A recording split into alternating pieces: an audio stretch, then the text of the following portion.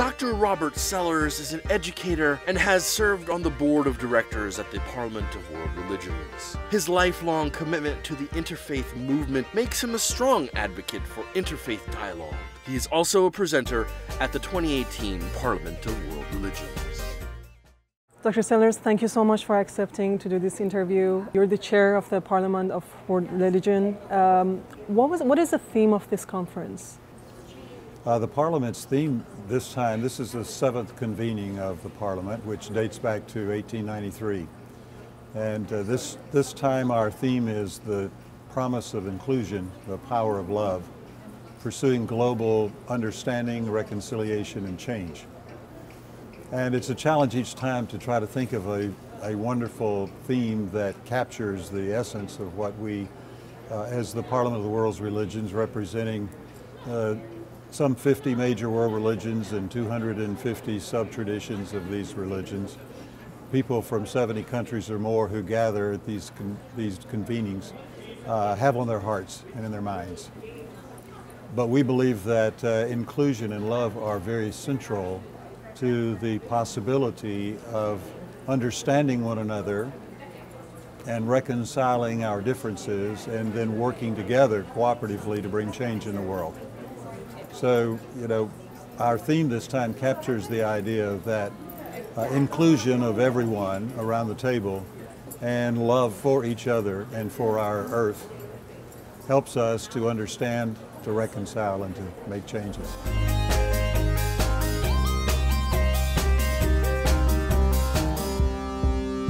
You've talked about the wonderful speakers that have come to the conference.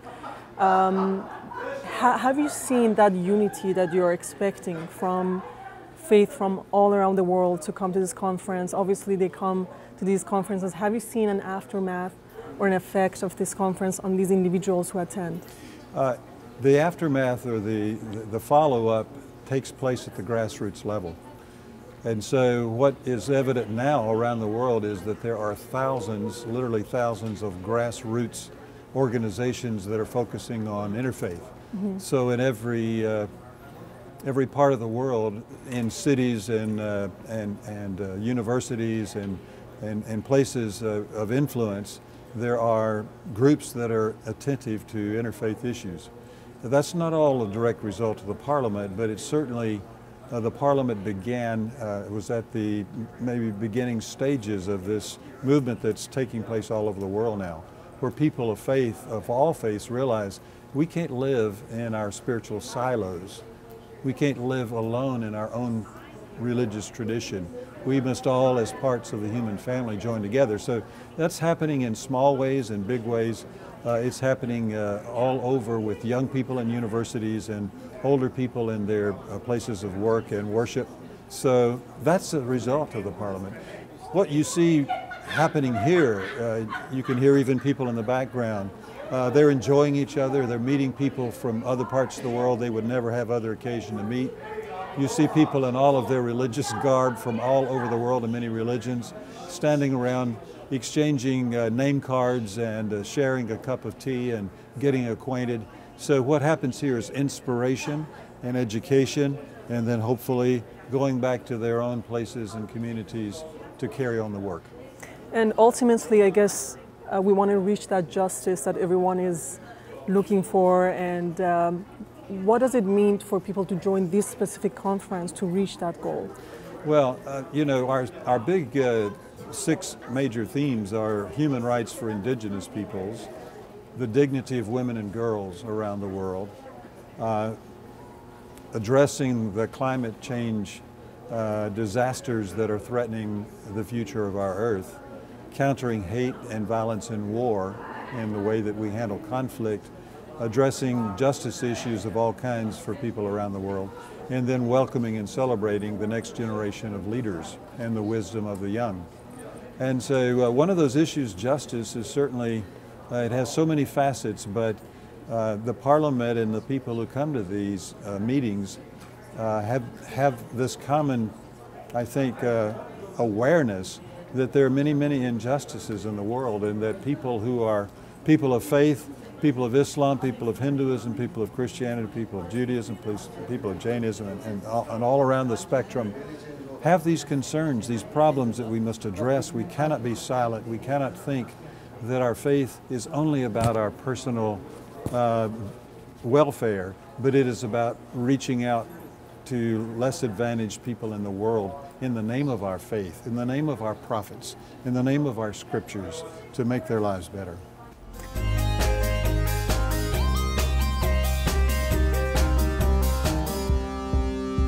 I would like to ask you, what does faith mean to you specifically?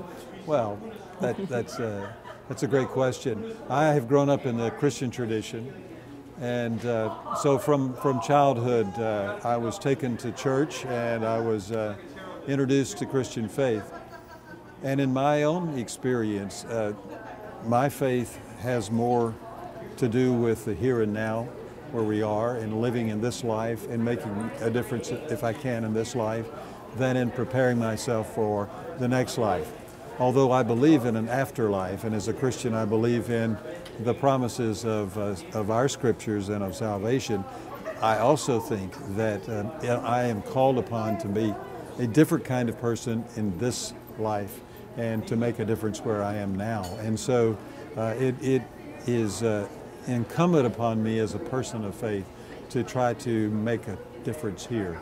It's not just about the sweet by and by, which is an old gospel song, but the desperate here and now, and trying to make a difference now. Well, you certainly have made a difference, and I'm pretty sure everybody is asking why you decided to get involved in this conference in the first place. So what made you decide to get involved in this conference? Well, I had lived in Indonesia with my family. I was a teacher there, and the island of Java, the most populous part of the nation of Indonesia, is the most crowded and the most fascinatingly diverse. And so you have many different religions. You have traditional religions of villagers. You have Hindus and Buddhists who come from major kingdoms 1,300 years ago. You have Muslims. It's the most populous Muslim nation in the world. You have all the Chinese religions that are there on Indonesian islands, and you have Christians that have come since the Dutch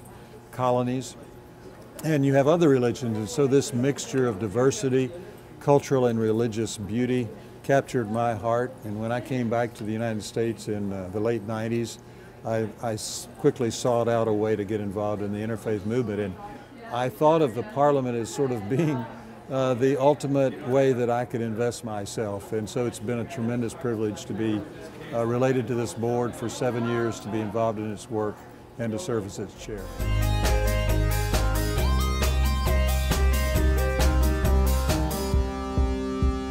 Dr. Sellers, one of the themes that you're going to talk about is climate change.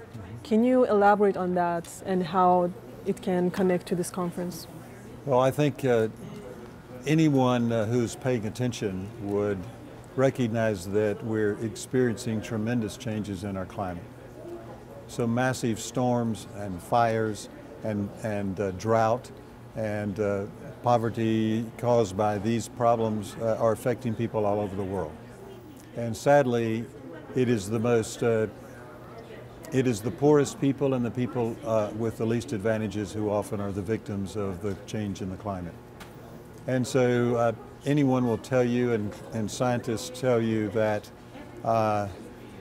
we're living on a very limited trajectory in which perhaps we will pass the tipping point and things will no longer be repairable. It's very frightening.